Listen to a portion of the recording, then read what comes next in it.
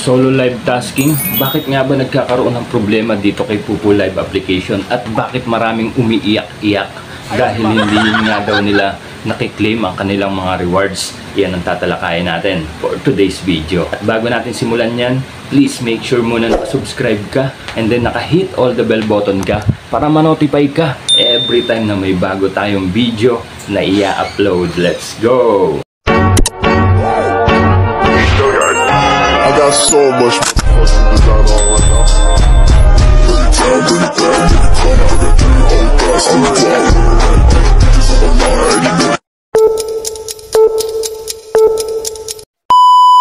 Hello mga kapatid! Another day, another earnings na naman tayo dito kay Pupu Live application. For today's video ay tatalakayin natin na bakit nga ba nagkakaproblema sa mga solo live at bakit nga ba hindi nila nakiklaim yung mga rewards. At sasagot din po tayo sa mga iba pang mga katanungan ng mga nagko-comment sa ating mga YouTube channel. Sasagutin po natin yung mga ibang mga katanungan. Iyan ang pag-uusapan natin for today's topic. Number one pong dahilan dyan, siguro pag nagso-solo live po kayo, hindi nyo po tinatapos yung inyong 5 minutes. Yung 5 minutes po bago kayo may gawin o bago nyo i-end yung inyong solo live. Kailangan nyo po munang tapusin yung 5 minutes, guys. Sa mga hindi nakakaalam ha, kaya lagi kayo nag-iiyak-iyak bakit hindi nakukuha yung ibang yung reward sa solo live. Kasi nga po, wala pang 5 minutes, ine-end yun na po kagad ang inyong solo live. Kailangan nyo po munang tapusin yung 5 minutes, tapos i-end nyo na po muna, tapos balikan nyo na lang ulit pag wala na kayong ginagawa. Karamihan sa mga ibang baguhan dito sa kay Pupu Live application, ganun po ang gawa. Kaya minsan hindi nila natatanggap yung dapat na rewards ay matanggap nila na yung sa solo live. Kasi nga po wala pang 5 minutes, ine-end kagad nila at minsan nababan. Yan, minsan nababan yung ibang mga host. Bakit daw nababan? Minsan may tao sa likod, minsan nakahiga, o minsan o nagyoyosi o nagiinom sa harap ng camera.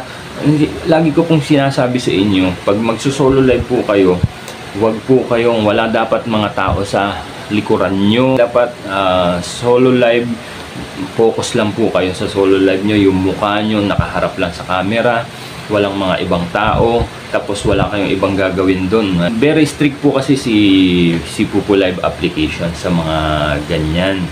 So, ulitin ko, yung sa solo live, kailangan nyo po munang tapusin yung 5 minutes nyo bago nyo i-end or may gagawin kayo. Saka nyo na lang po balikan. Continuous pa rin po yung, counted pa rin po yun sa 1 hour nyo o sa 2 hours yung solo live.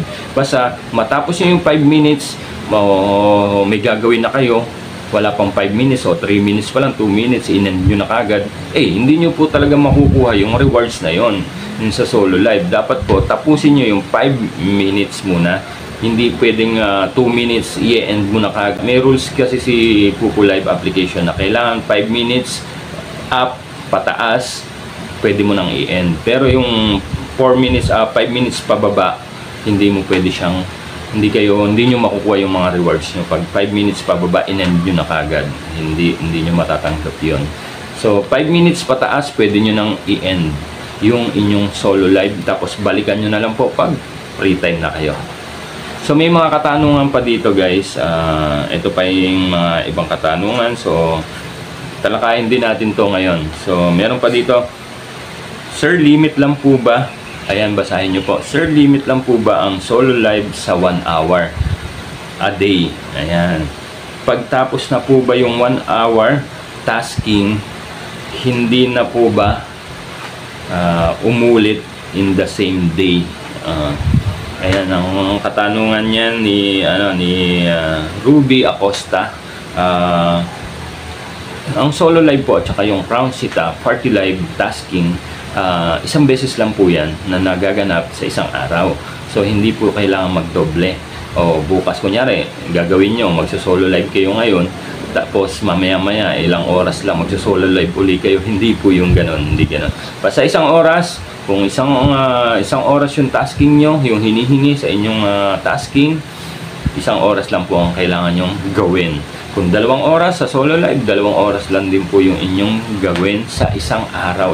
Daily po yan guys, parang assignment nyo sa mga school nga lagi ko sinasabi. Isang beses lang sa isang araw. Hindi po kailangan madoble yan dahil wala naman kayong matatanggap dyan. So next tayo sa ibang question pa dito. Marami pang mga katanungan na kailangan natin na talakayin. Meron pa dito 1K rate per hour down to 500 hour. So bumaba na nga po talaga siya, hindi na po siya 1K. Ewan ko kung babalik pa yan. Sabi dyan, sabi babalik pa daw yung 1K per hour. Ngayon kasi bumaba siya ng 500 per hour. So monitor nyo na lang po si Pupu Live application everyday, daily. Kung minsan baka itong per month na to tumaas na, magbigay na uli si Pupu Live application ng mas mataas pa. 1K, ganun, okay lang yun. Pero sa 500 per hour, okay na rin po yan kaysa wala, di ba? Be thankful and grateful. Kasi minsan wala naman tayong nilabas na pera, di ba? Iipunin nyo lang yan. So mag-ipon lang kayo na mag-ipon para makapag-cash out po kayo. So next question natin. Ito. Galing kay galing naman to kay kay Eva Marie Kambal. So hindi po ba lugi kung 220,000 lagi yung iti-trade? Sir, magkano po ang kaltas sa earnings po? So kada po nagpapatrade kayo, may kaltas po si Pupu Live application ng 30% at napupunta po sa inyo ay 70%. So kailangan po yon guys, kailangan po, hindi naman po lugi yon. So kasi nga, ang sabi ko nga po, Monday kayo magpapatrade para yung buong week na yon magamit nyo, tumaas yung per hour nyo, yung earnings nyo. Yun nga po yung sinasabi ko eh. Pwede naman kayo magpa-trade araw-araw. Wala naman akong sinabing huwag kayo magpa-trade. Pero the best po talaga doon, Monday kayo magpapa-trade ng malaki. Para po magamit nyo siya ng Tuesday in a week, in whole week. In Tuesday, Wednesday, Thursday, na lumaki yung earnings nyo. Kunyari, ang earnings nyo ngayon ay 1K per hour. Nag-trade kayo, biglang umangat kayo ng 2K o 3K. Magagamit nyo ngayon yun ng Martes, Merkules, Huwebes hanggang Linggo. Yung pataas ng earnings nyo, pagtaas ng earnings nyo, magagamit nyo yun. So yun po yung lagi ko sinasabi na Monday kayo magpapatrade. Pero araw-araw naman nagkakaltas talaga si Pupu Live application. Ang sinasabi ko lang, Monday lagi kayong magpapatrade para magamit nyo siya sa buong linggo. So ikaw ba isang gamer or isang live streamer? Kung may problema ka kung saan bibili ng murang bilihan ng coins, halika na at mag-top up gamit si Coco DP. Paano pumunta sa shop nila? I-click nyo lang po ang mga link na nakapin comment sa description down below. At agad-agad ay ma-direct na po kagad kayo kay Coco DP. Bubungad na po kagad sa inyo dyan yung mga top sale, direct top up na bagay sa mga gamer na mahilig sa Mobile Legend, PUBG, Genshin Impact at marami pang iba. At kung ikaw naman ay isang live streamer na katulad natin, piliin nyo lang po kung anong application ang ginagamit nyo dyan. Nandyan po si Bigo Live application, si Pupu Live application, si Imo, si Star Maker, si Uplive, si Miko, at nandyan din po si Chamet application at si Sugo application. So piliin nyo lang po kung anong application ang ginagamit nyo dyan para makapag-top up na po kagad kayo gamit si Coco DP. Kung Pupu user ka, i-click mo lang po si Pupu Live application at i-enter mo na po kagad yung mga ID number nyo.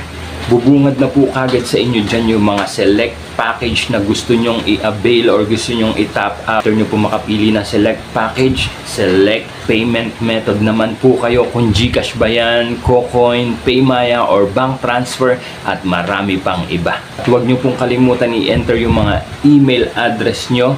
At syempre, i-click nyo po yung buy now.